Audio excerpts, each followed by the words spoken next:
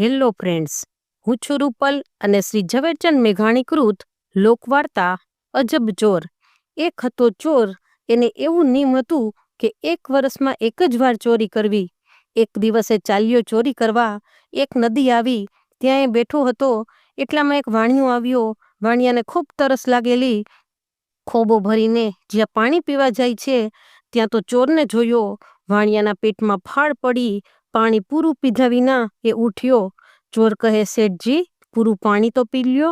વાણિયો કહે, બસ ભાઈ, મારે વધારે નથી પીવું. ચોર કહે, શેઠ, તમે ભડકોમાં, હું તમને નથી લૂંટવાનો. વિશ્વાસ રાખો ને પાણી પી લ્યો.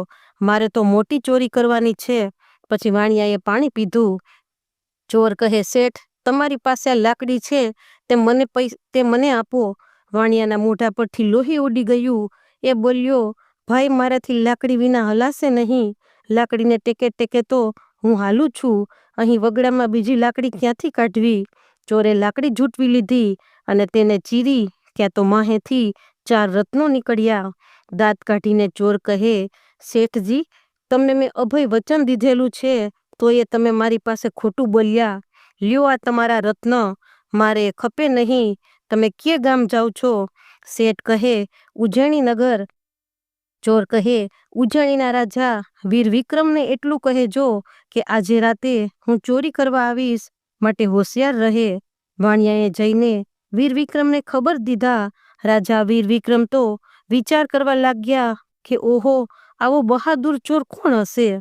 આ ચોર તો સામેથી સમાચાર મોકલાવે છે. રાજાએ હુકમ કર્યો કે આજે રાતે હું એકલો આખા નગરની ચોકી કરવાનો છું, માટે બધા સિપાહીઓને આજે રાતે રજા આપવાની છે. કોઈ આજે રાતે જાગવાનું નથી. નગરના માણસોને પણ કહેજો કે નિરાતે સૂઈ જાય. રાજાજી તો દેવતાય પુરુષ હતા. એના વચન ઉપર બધાને વિશ્વાસ હતો. રાત પડી. ચોકીદાર બધા પોતપોતાના ઘેર ગયા. ગામના માણસો પણ સૂઈ ગયા.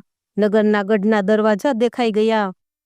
રાજાજી એકલા ચોરનો વેશ લઈને નગરની અંદર ગઢની ફરતી રાંગે ફરવા લાગ્યા. ફરતા ફરતા એક જગ્યાએ ઊભા રહ્યા. એમને લાગ્યું કે અહીંથી ચોર ઉતરશે. ત્યાં તો બહારથી પેલો ચોર ગઢ ઉપર આવ્યો. ચોરે જોયું કે અંદર એક આદમી ઊભો છે, એટલે તે પાછો ઉતરવા માંડ્યો. ત્યાં તો રાજાએ સિસોટી મારી. ચોર એકબીજાને જોઈને સિસોટી મારે તેવી જ સિસોટી હતી. આ સિસોટી ચોર સમજ્યો કે આ કોઈ મારો જ ભાઈબંધ લાગે છે, એટલે અંદર આવ્યો. વિક્રમ રાજા કહે કે ચાલ દોસ્ત, હું આ ગામનો ભૂમ્યો છું, તને સારા સારા ઠેકાણા બતાવું છું. બંને જણા ચાલ્યા. ચાલતા ચાલતા એક સાહુકારનું ઘર આવ્યું. રાજાએ અંદર જવાનો રસ્તો બતાવ્યો. ચોર અંદર જાય ત્યાં શેઠાણી ભર ઊંઘમાં સૂતેલા.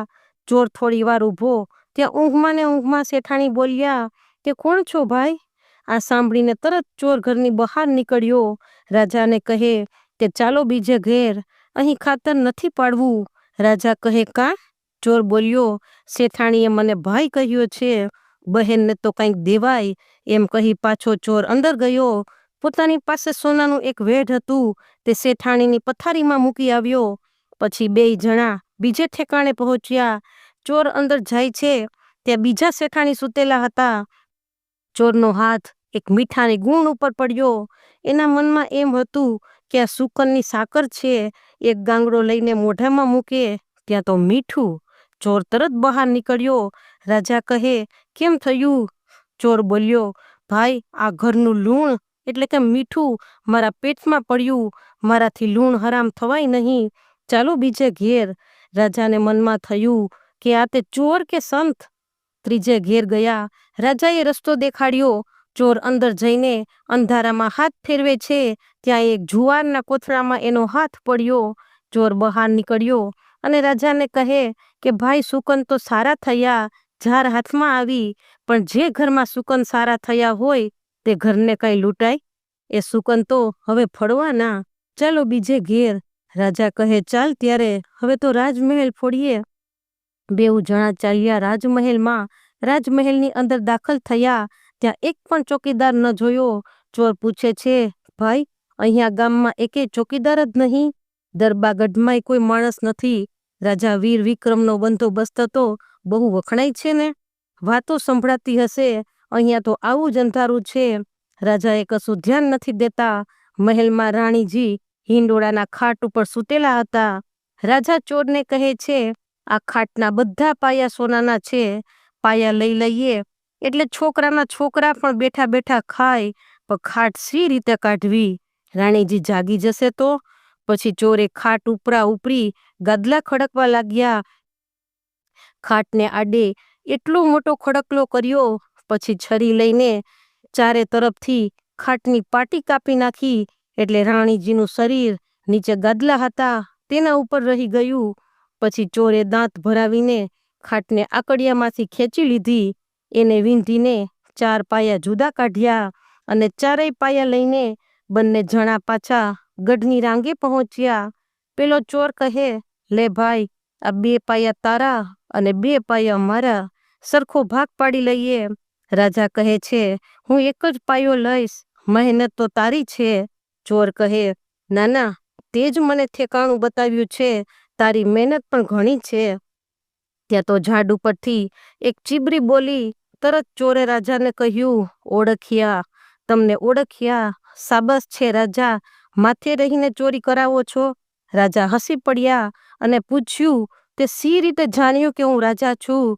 ચોરે કહ્યું કે રાજાજી, હું પંખીની બોલી પણ સમજું છું. આ જે ચીબરી બોલી એનો અર્થ એમ થાય કે આ ચોરીના માલનો માલિક તો અહીં જ સામે ઊભો છે. રાજાએ શાબાશી આપી, ચોરને પોતાના મહેલ લઈ ગયા. બીજે દિવસે મોટી કચેરી ભરીને તેને ઇનામ આપ્યું, તેની નીતિના વખાણ કર્યા. તો ફ્રેન્ડ્સ, આવી રમૂજી વાર્તા માટે મારી યુટ્યુબ ચેનલને please like, share and subscribe.